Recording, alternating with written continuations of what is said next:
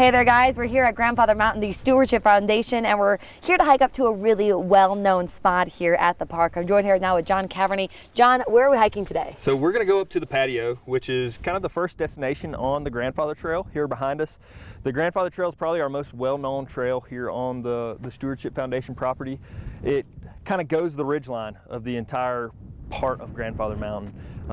Part of it is in our property, part of it is in the state park property, but the patio view that we're going to hike to is right about the end of our boundary that we own. So this is only about a half-a-mile round trip, making this a super easy hike for us, but the longest one you have here is 2.4 out to Callaway Peak. Where is that? Yeah, so all of these destinations are just different destination spots on the Grandfather Trail. Like I said, this trail pretty much follows the ridgeline of the mountain, and so it's not just a single peak. So there's several peaks. You can see that there's McCrae Peak, which is the first peak you would come to, Attic Window, which is the second peak, and finally Callaway Peak, which is the highest peak on Grandfather Mountain. And it's pretty important to note too that these lengths here, they're just to go there. They're one way, that's correct. Yeah, so if you're going out to Callaway Peak, remember it's 4.8, not 2.4 round trip. Now, if you'll take a quick peek right behind you, you're gonna notice something else here. There's this building here, and that's where the famous swinging bridge is. We're gonna be looking at that in just a little bit, but first, we're actually about to go take off on this hike all the way up to the patio. So you ready to head out, John? Let's go. Let's head on out.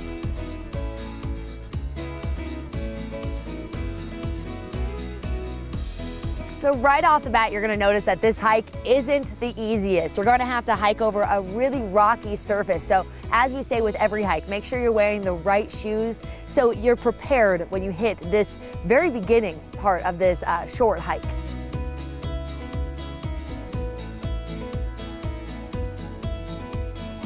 John, one thing to note before we get any farther, it's not free to get up here. That's correct. Yeah, so unlike North Carolina state parks, here at the Stewardship Foundation, we are a private entity, so there is an admission to come into the park.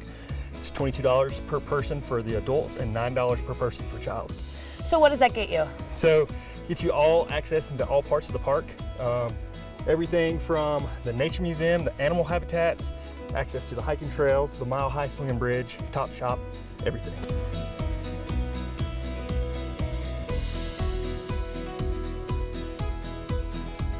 You'll see this is one of our signs that we have out on the trail, just stating for people to be back to their vehicle by a certain time. The time varies throughout the year as the daylight varies, but the park itself closes at 5 o'clock in the wintertime, and the trails always close an hour before the park closes. And the reason we do that is to give ourselves time to get out and find people if we have to. Unlike some state parks, we do have to make sure we have everyone off the trails before the park closes, and that's a safety issue because we close the entrance gate. We don't want anyone to be locked in. So if people aren't back by 4 o'clock, we do have a team that starts a hasty search to find people, and hopefully they're not hurt somewhere. Perfect. So as people are coming in, are you getting a ticker of how many people are in and then how many people are out? A little bit. So we do have hiking permits that we require people to fill out there at the trailhead. There's one at the Grandfather Trailhead, and then there's also a permit box at the lower parking lot down at the Black Rock Trailhead. And when people fill that permit out, that gives us an idea of how many people are out there, and it gives us a contact number to call people. If they aren't back by 4 o'clock, we've at least got a number and an idea of who's out there and how to get hold of them. The forest community that we're currently walking through right now is one of the most rare forest types in the entire United States. It's the spruce fir forest. This is a forest community that's really more indicative of northern Maine into Canada. So a lot of the species we have, as far as flora and fauna, reflect more of the northern part of the United States than here in the south.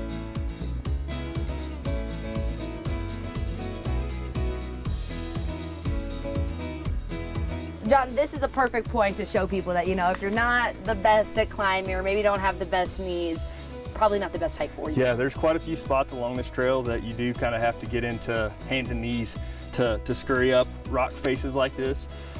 Certain spots that there are cables to assist you in those areas, and then there are some ladders that are bolted into the side of the rocks as well.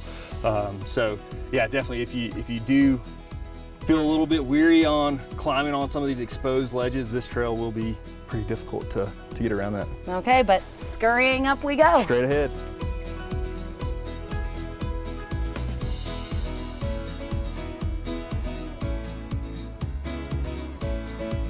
Okay, John, we just scurried our way up here and we came right up to the patio view. Yeah, that's right. So yeah, we're at the patio view of McRae Peak.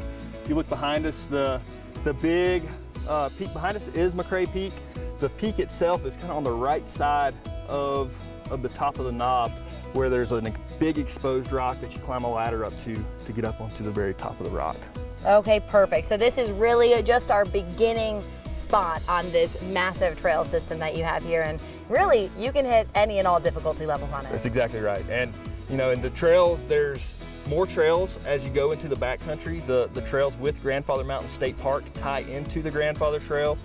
All in all, there's about 13 miles of trail here on Grandfather Mountain that users can enjoy. So, you know, you can go for an hour, you can go all day long, you can spend the night in the backcountry in the state park if you wanted to do that. So, all requires permits though. That's correct.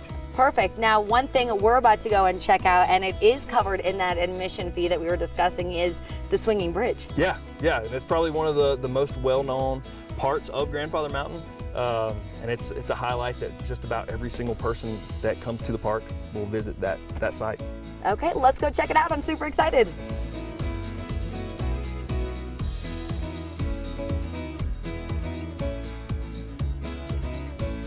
Oh, well, that was a great little hike. Just kind of gave us a taste of what you can expect here on Grandfather Mountain. But now, head over to the grand finale, the swinging bridge. Yeah.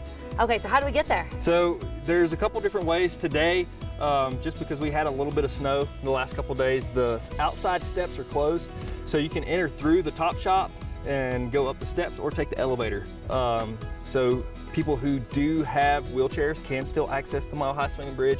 You can take the elevator up, and then there's a catwalk that goes all the way out to the swinging bridge. So yeah, so it's good for everyone to go across. Wow, John, this is incredible. Yeah, so like I said, this is our main attraction here at Grandfather Mountain. The Mile High Swinging Bridge. There's not many other places like this in the world. Wow, I'm gonna take a stop right here in the middle and check out this view. We are over the top of the clouds. Yeah, above them. Wow, you cannot beat a view like this. And what's really neat, you know, is if you go out to the patio hike, it's not the best overlook view, but you still get a little bit of the hike. Exactly. But you can come here for free and come see this view here. And this spot is accessible to everyone, so you don't have to be an expert hiker to come here. Anybody that comes to the park can experience this view. And you mean everybody, because it is ADA accessible as well. Exactly. Yep, anybody can come up here. Wow, just take a look at the view and soak this in for just a moment. John, this is absolutely beautiful here, and we're 1 mile above sea level. Yeah, that's exactly right. Just on right after the middle of the bridge is exactly 1 mile above sea level. There's a plaque on the plank that states that. How cool is that? Well, John, thank you so much for taking us hiking and a path with so many different difficulty levels and so many places to go. Yeah, you're mighty welcome. We encourage anybody and everybody to come up here and explore the park.